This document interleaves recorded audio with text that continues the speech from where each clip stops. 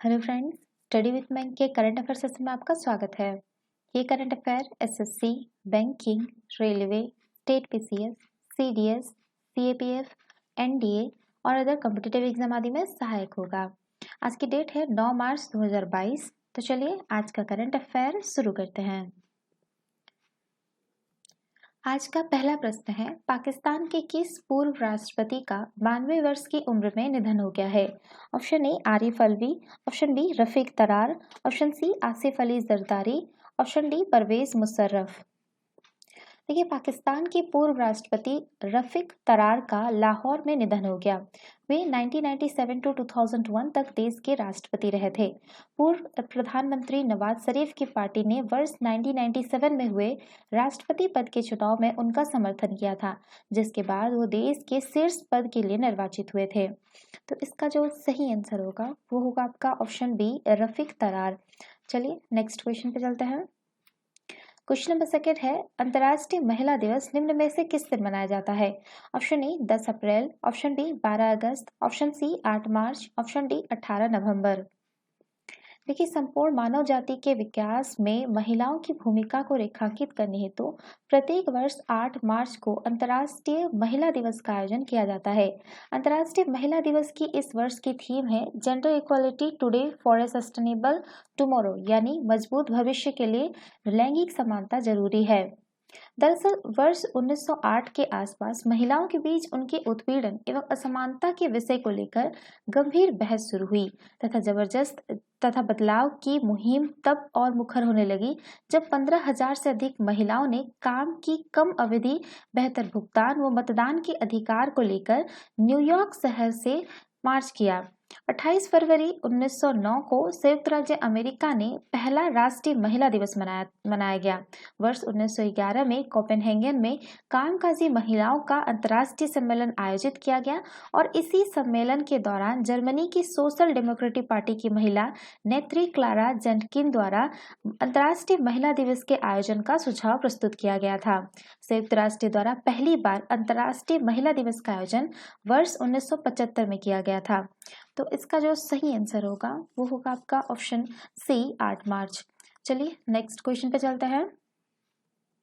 Question number third है, केंद्र ने स्वतंत्रता सैनिक सम्मान योजना को जारी रखने के लिए कितने करोड़ रुपए के आवंटन को मंजूरी दी है?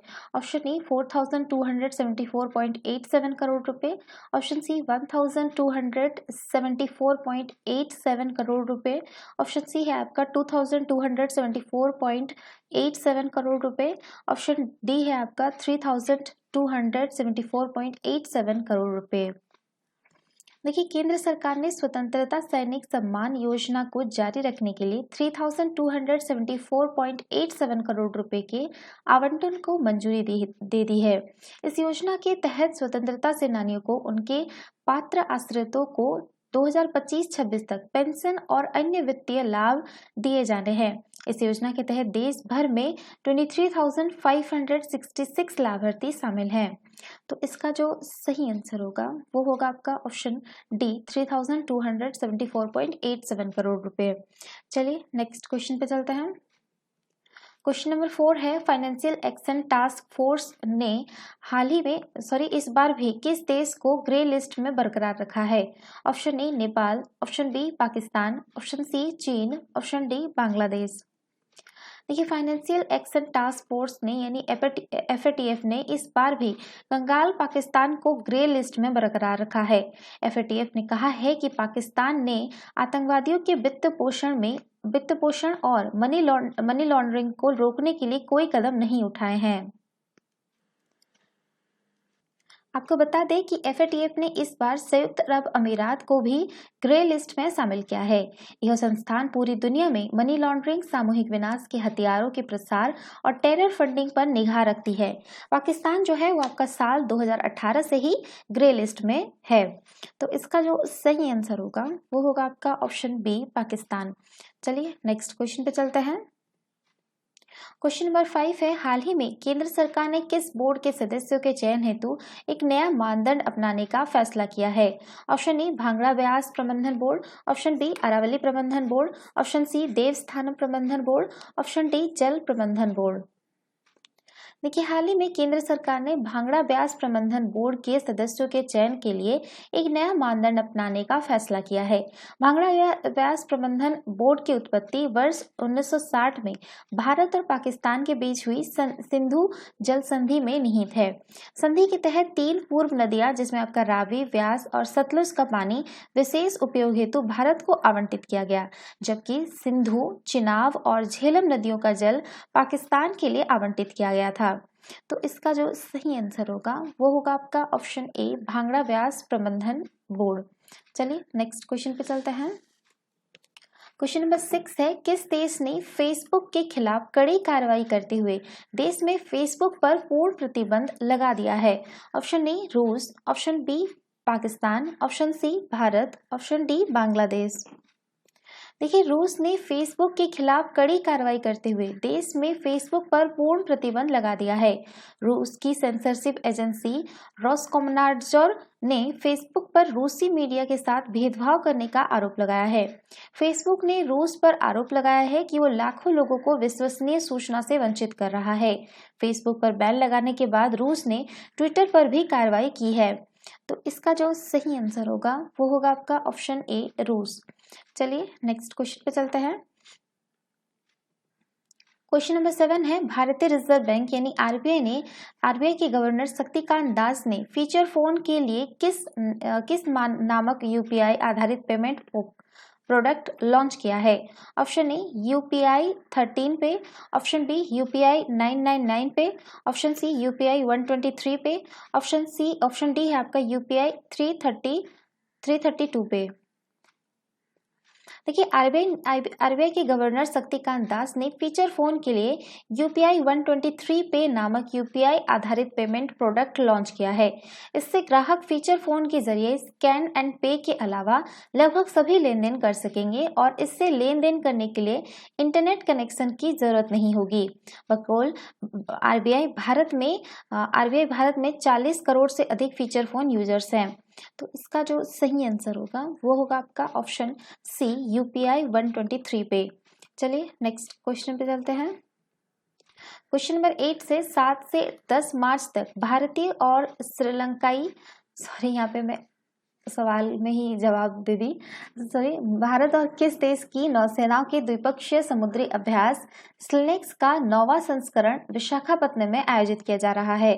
Option A Japan, option B Sri Lanka, option C America, option D Brazil.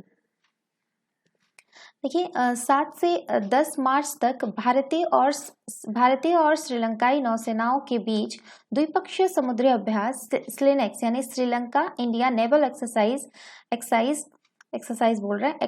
का 9वां संस्करण विशाखापत्तनम में आयोजित किया जा रहा है। 2 चरणों में यह अभ्यास 7 से 8 मार्च को विशाखापत्तनम में होने वाले हार्बर चरण तथा 9 से 10 मार्च को बंगाल की खाड़ी में होने वाले समुद्री चरण के साथ आयोजित किया जाएगा। पिछले वर्ष अक्टूबर 2020 में भारतीय नौसेना और श्रीलंकाई नौसेना के बीच संयुक्त वार्षिक द्विपक्षीय समुद्री अभ्यास स्लिनेक्स 20 का 8वां संस्करण जो है आपका वो त्रिकोमाली श्रीलंका में आयोजित किया गया था। 9वें संस्करण के तहत एसएलएनएस स्यूराला एक उन्नत अपतटीय गश्ती पोत श्रीलंकाई नौसेना का प्रतिनिधित्व कर रहा है, जबकि भारतीय नौसेना का प्रतिनिधित्व आईएनएस किर्च एक निर्देशित मिसाइल कॉर्वेट द्वारा किया जा रहा है। भारतीय नौसेना की ओर से इस अभ्यास में भाग लेने अन्य में शामिल हैं एडवांस लाइट हेलीकॉप्टर, स्कीकिंग INS Jyoti, fleet support tanker, Dornier maritime patrol aircraft और चेतक हेलीकॉप्टर। स्लिनेक्स अभ्यास की यह श्रृंखला भारत और श्रीलंका के बीच गहरे जुड़ाव को व्यक्त करती है, जिसने समुद्री क्षेत्र में आपसी सहयोग को मजबूत किया है। तो इसका जो सही आंसर होगा वो होगा आपका ऑप्शन बी, श्रीलंका। चलिए नेक्स्ट क्वेश्चन पे चलते हैं। क्वेश्चन नंबर 9 है, कौन से मंत्रालय ने सुलभ इंटरनेशनल के सहयोग से स्वच्छता, स्वाधीनता और सुलभ के मूल विचार के साथ जागरूकता के व्यापक प्रसार हेतु एक कार्यक्रम स्वच्छाग्रह का आयोजन किया है?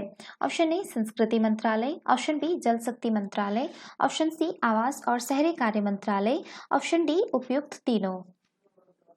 देखिए, संस्कृति मंत्रालय, जल शक्ति मंत्रालय, आवास और शहरी कार्य मंत्रालय ने सुलभ इंटरनेशनल के सहयोग से आजादी का अमृत महोत्सव के तत्वाधान में 5 मार्च को नई दिल्ली में स्वच्छता, स्वाधीनता और सुलभ के मूल विचार के साथ जागरूकता के व्यापक प्रसार हेतु एक कार्यक्रम स्वच्छाग्रह का आयोजन किया। स्वच्छाग्रह अभियान दुनिया के सबसे बड़े और सबसे प्रभावी जन आंदोलन सत्याग्रह से प्रेरित है।